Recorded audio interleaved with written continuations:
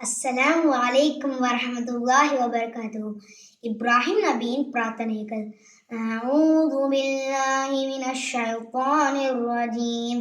பிஸ்மில்லாஹிர் ரஹ்மானிர் ரஹீம்.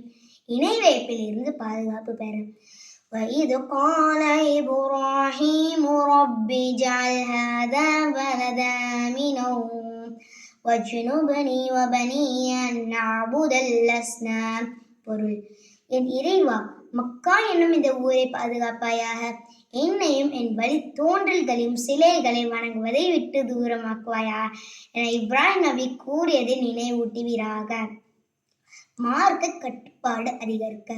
ரப்பனா வஜ்அல்னா முஸ்லிமைனி லக வ மின் ذُرِّيَّتِنَا உம்மத்தன் முஸ்லிமத்தன் லக வ அரினா மனாசிகனா வ துப் அலைனா இன்னக அன்தத் தவ்வாபுர் ரஹீம்.